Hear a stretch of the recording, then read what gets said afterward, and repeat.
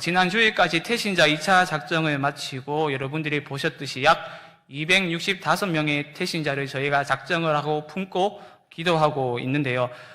저 또한 3명의 태신자를 품고 작정하며 또 그들을 위하여서 현재 기도를 하고 있습니다.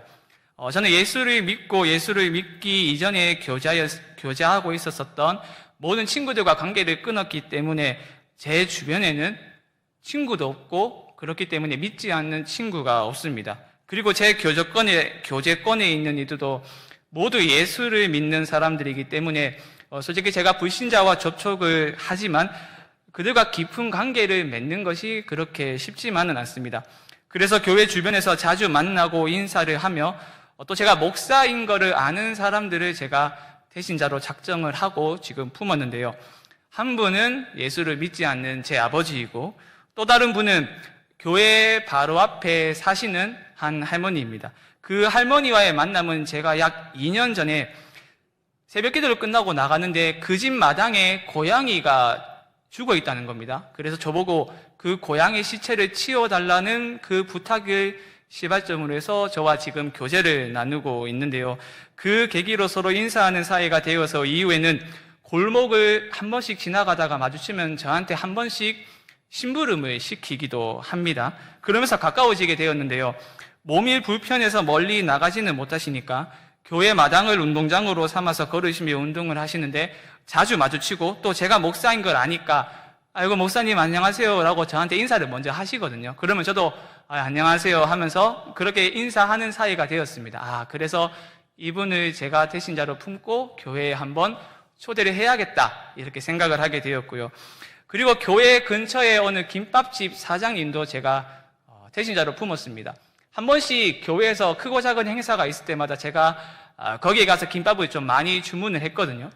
그러니까 한 날은 그렇게 묻는 겁니다. 혹시 어떤 단체에 소속이 되어 있냐고 물으시길래 저 언덕 바로 위에 있는 성관교회 목사로 있습니다 라고 제가 소개를 했었거든요.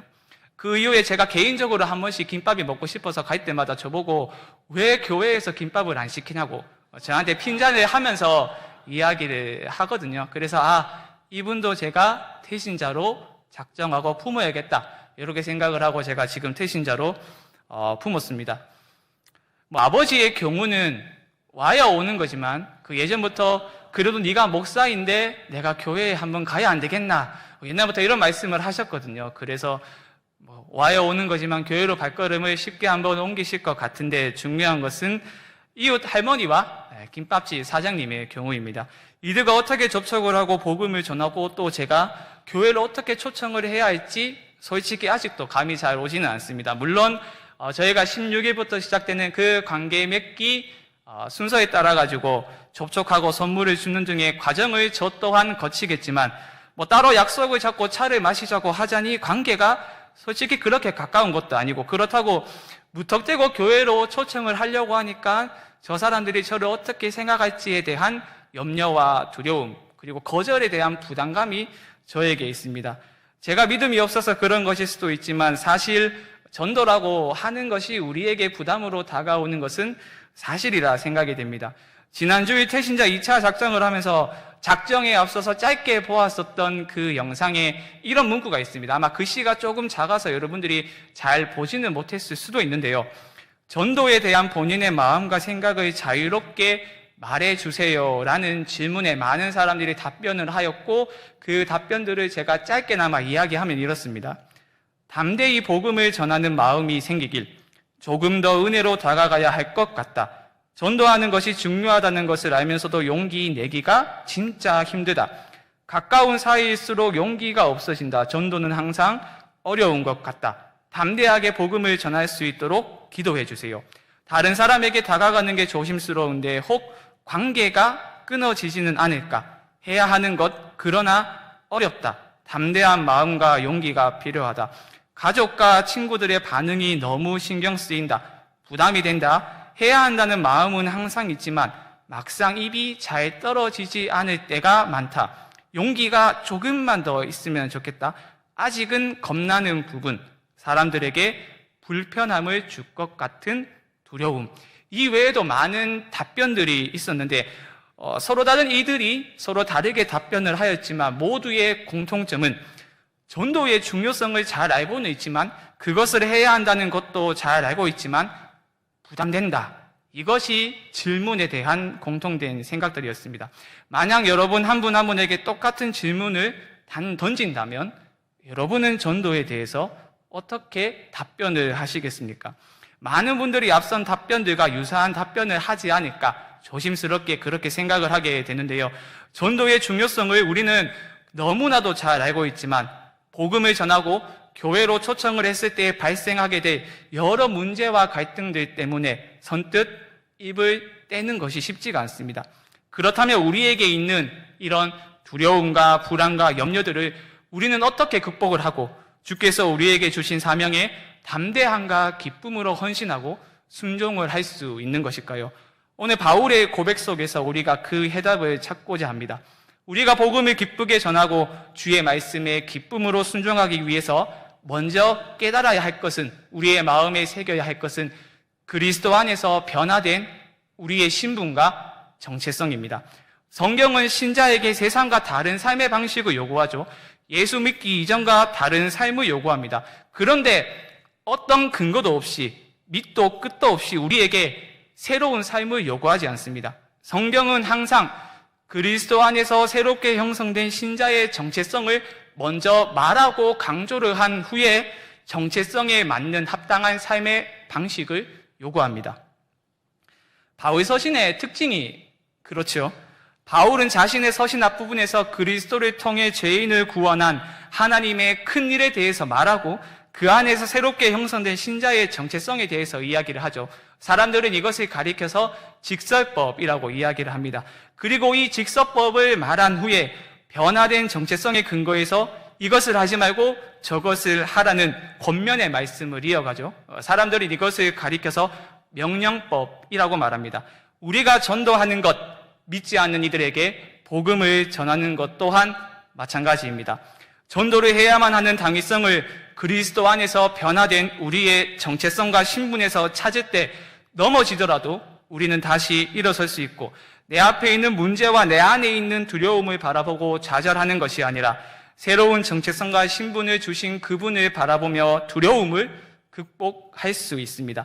오늘 본문을 보십시오. 본문에서 바울이 자신의 정체성을 무엇이라고 이야기를 하고 있습니까? 이방의 빛, 즉 이방에게 빛을 나누어 주고 전해주는 사람이라고 자신의 정체성을 정의하죠. 그런데 여러분이 가지고 계신 성경을 보면 사도의 이 말은 그가 독창적으로 고안을 해낸 말이 아닙니다. 이사야 선지자의 예언을 인용한 것임을 알 수 있는데요. 이사야 선지자는 종말의 때에 있을 이스라엘의 회복을 예언하는데, 이 회복은 우리가 잘 알고 있는 고난받는 종을 통하여서 이스라엘의 회복이 이루어집니다. 이러한 문맥에서 선지자는 다음과 같은 예언의 말씀을 하죠. 이사야 49장 6절의 말씀입니다. 그가 이르시되 네가 나의 종이 되어 야곱의 지파들을 일으키며 이스라엘 중에 보존된 자를 돌아오게 할 것은 매우 쉬운 일이라. 내가 또 너를 이방의 빛으로 삼아 나의 구원을 베풀어서 땅끝까지 이르게 하리라. 바로 이 예언의 성취로 주께서 이 땅에 오셨죠. 그저 왕으로서 이 땅에 오신 것뿐만이 아니라 고난받는 종으로 오셔서 모든 고난을 당하시고 고난받는 종으로서 친히 이방의 빛이 되셨습니다.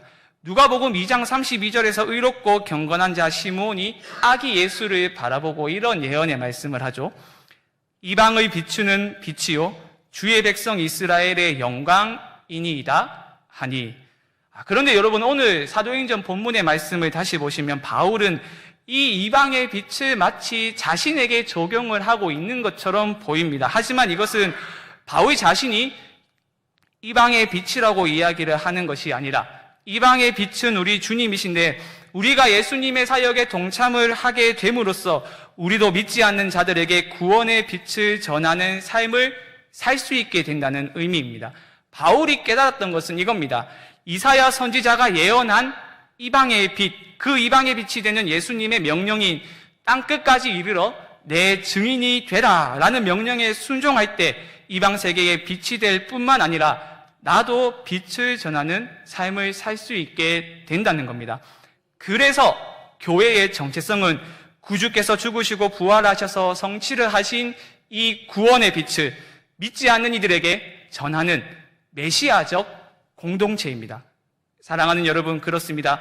작은 예수가 되어서 믿지 않는 이들에게 구원의 빛을 전하는 이방의 빛, 이것이 바로 그리스도 안에서 새롭게 형성된 저와 여러분, 그리고 우리 교회의 정체성입니다. 우리가 이 정체성을 우리의 마음에 깊이 새길 때에 억지로 우리가 복음을 전하는 것이 아니라 두려움과 염려와 불안이 여전히 우리에게 있지만 그럼에도 불구하고 기쁨으로 담대하게 우리 주 예수 그리스도의 복음을 전할 수 있습니다.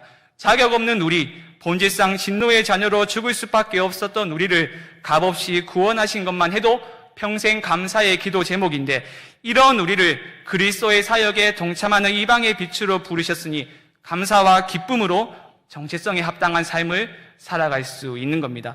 여전히 내 앞에, 내 안에 걱정과 염려와 두려움이 있지요. 하지만 나를 이방의 빛으로 부르신 분인 하나님이라는 사실을 깊이 깨닫는다면 문제보다 더 크신 하나님을 바라보며 우리에게 주신 사명을 우리가 기쁨으로 감당하게 될 줄 믿습니다. 그리스도 안에서 새롭게 형성된 우리의 정체성을 깊이 깨달아서 우리의 말과 삶을 통하여 예수를 드러내고, 나를 통하여 믿지 않는 이들이 그리스도를 알고, 나를 통하여 믿지 않는 자들이 하나님의 나라를 동경하고, 나를 통하여 믿지 않는 이들이 눈에 보이지 않는 소망을 붙드는 일에 우리가 기쁨으로 순종할 수 있게 되기를 주님의 이름으로 간절히 축원드립니다. 그렇다면 이방의 빛으로 부르심을 받은 우리가 어떻게 하면 이 부르심에 합당한 삶을 살 수 있는 것일까요? 우리의 정체성에 맞는 그 모습은 구체적으로 어떤 모습일까요? 제가 얼마 전 아는 목사님과 통화를 할 기회가 있어가지고 짧은 시간이지만 잠시나마 통화를 하였습니다. 그 목사님이 사역을 하고 있는 교회는 저희처럼 한 10월쯤, 11월쯤 저희로 하면 행초, 이제 전도 축제를 그 교회에도 준비를 하고 있었는데, 교회의 모든 행사와 프로그램과 재정과 에너지가 이 전도 축제를 위하여서 집중이 되어 있고 계획이 되어 있고, 그 목사님은 어떤 이러한 방향성에 대해서 다소 불만을 품고 있었습니다.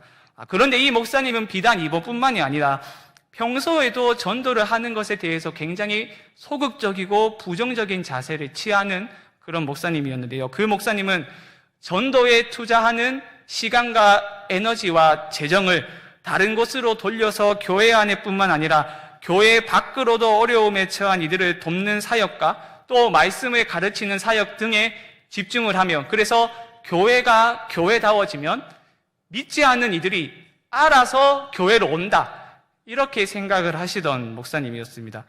다른 사람들과 대화를 하다 보면 이 목사님뿐만 아니고 많은 이들이 이러한 생각을 가질 때가 종종 있는데요. 물론 교회가 예배를 잘 드리고 말씀도 잘 가르치고 어려운 지체와 이웃을 구제함으로써 교회다워지는 것 매우 중요합니다. 그것을 통해서 믿지 않는 이들이 감동을 받아 교회로 오기도 하고, 또 그것이 계기가 되어서 예수를 믿게 되는 경우도 있습니다. 하지만 어떻게 보면 이것은 절반만 맞는 이야기이고 또 이것만이 전도이다라고 정의를 내리기는 어렵습니다. 구약에서 말하는 이스라엘의 경우는 그럴 수도 있습니다. 하나님께서 출애굽한 이스라엘에게 새로운 정체성을 주셨는데 그것이 무엇입니까? 출애굽기 19장 6절의 말씀을 보시면 이렇게 이야기를 하죠. 너희가 내게 대하여 제사장 나라가 되며, 바로 이스라엘에게 제사장 나라라는 정체성을 하나님께서 주셨습니다. 그리고 베드로는 이것을 교회에 적용을 하죠. 베드로전서 2장 9절의 말씀을 보시죠. 그러나 너희는 택하신 족속이요 왕같은 제사장들이요 라고 말입니다. 그런데 이스라엘에게 주어진 제사장 나라의 사명과 교회에 주어진 제사장의 사명, 즉 이방의 빛이 되는 것은 그 방식이 조금 다릅니다.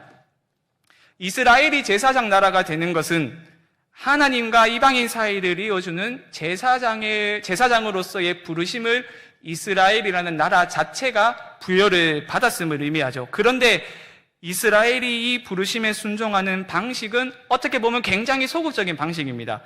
이스라엘이 직접 이방인들에게 가서 하나님을 증언하여 하나님을 경외하게 하는 것이 그들이 받았던 사명이 아닙니다. 잘 생각해 보십시오.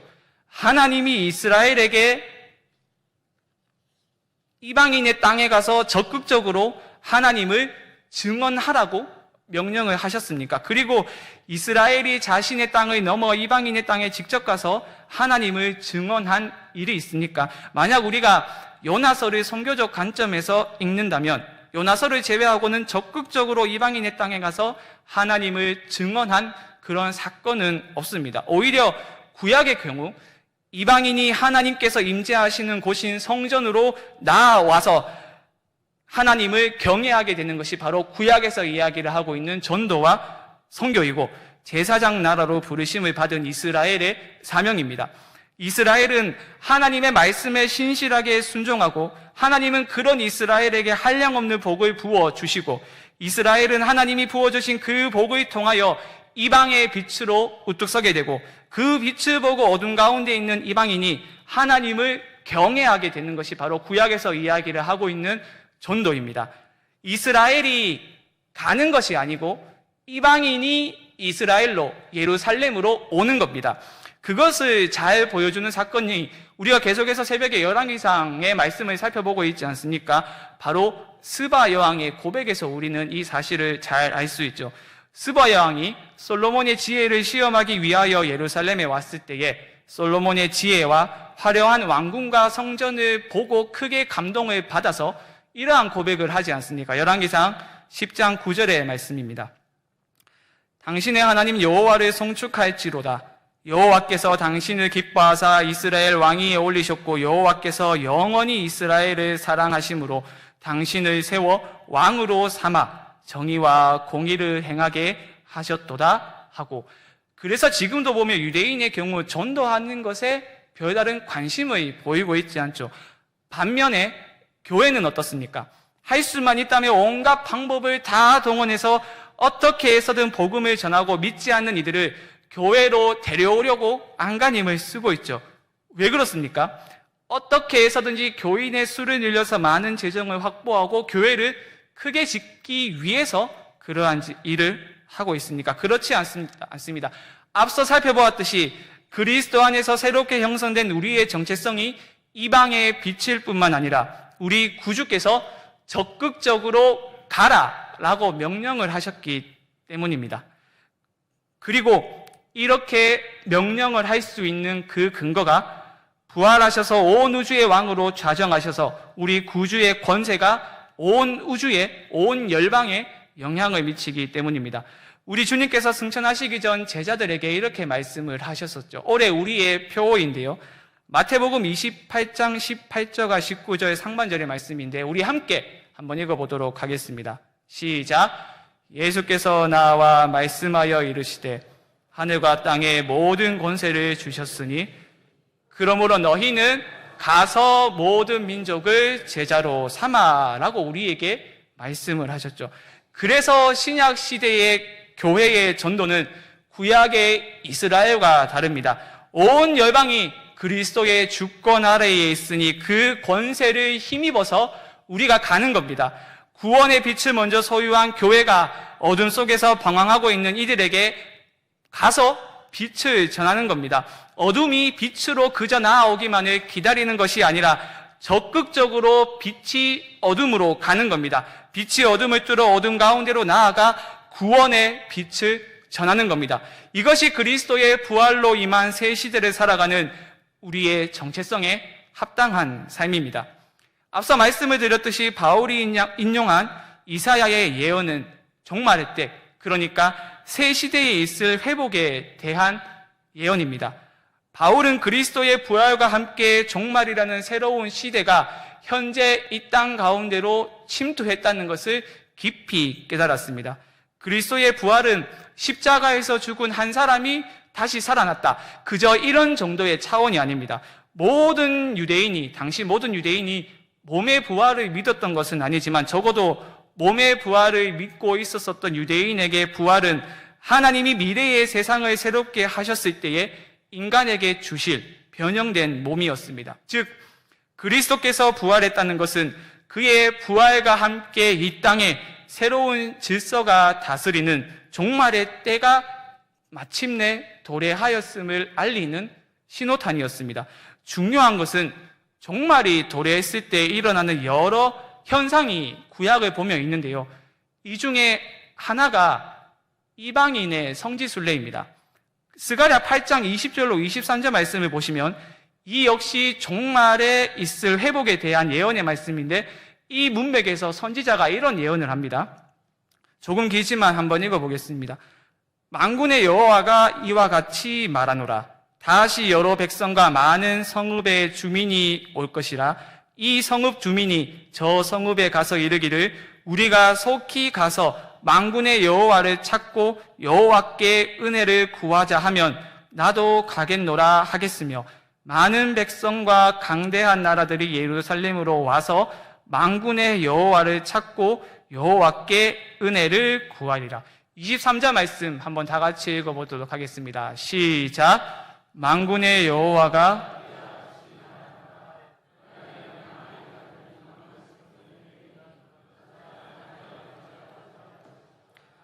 곧잡고 말하기를 하나님이 너희와 함께 하심을 들었나니 우리가 너희와 함께 가려 하노라 하리라 하시니라. 여기서 예언자가 이야기를 하고 있는 그날은 종말의 때를 이야기를 하며 종말이 도래하게 되면 이방인이 유대인의 옷자락을 잡으며 예루살렘으로 올 것이라고 예언을 합니다. 그런데 중요한 것은 그리스도의 부활과 동시에 종말이라는 새로운 시대가 이 땅에 임하였는데 바울과 초대교회 성도들은 이방인들을 예루살렘으로 성지 순례를 보내지를 않죠. 대신 그들이 이방인들을 믿지 않는 이들을 어디로 보냅니까? 교회로 보내게 됩니다. 교회. 그들이 이방인을 교회로 인도를 했다는 것은 하나님의 임재의 영광이 성전이 아닌 교회에 있음을 잘 보여준다고 할 수 있고, 성전이 예수를 주로 고백하는 그리스도의 몸이고 그들의 모임이라면 이방인들이 예루살렘으로 찾아오는 순례 여행보다는 자신이 직접 이방 지역으로 찾아 들어가 그곳에서 성전 곧 그리스도인을 세워나가는 것이 가능하다고 바울은 생각을 한 겁니다. 결국 우리가 행복의 초대를 준비하는 이유가 무엇입니까? 이 기회를 통해서 믿지 않는 이들에게 교회 안에 충만히 임하는 하나님의 영광의 임재를 보여주기 위해서이지 않습니까? 성전에 충만히 임하였던 하나님의 영광과 임재가 이제는 성령을 통하여서 교회 안에 있음을 보여주기 위함입니다. 예배를 통해서 그리고 나아가서 우리의 말과 삶을 통하여서 우리와 함께 하시는 임마누엘의 하나님을 전하고 드러내기 위해서 우리가 행복의 초대를 준비하고 있는 것이지 않습니까? 이것을 하라고 하나님은 우리를 구원하셨고 구원하셨을 뿐만 아니라 구원의 빛을 전하는 이방의 빛으로 우리를 부르셨습니다. 이방의 빛으로 우리를 부르신 이 정체성을 우리가 가슴 깊이 새겨서 어둠 가운데 있는 이들에게 구원의 빛을 전하여 하나님의 영광과 임재를 전하며 드러내는 일에 기쁨으로 순종하고 헌신하는 저희 성광교회가 될 수 있기를 주님의 이름으로 간절히 축원드립니다.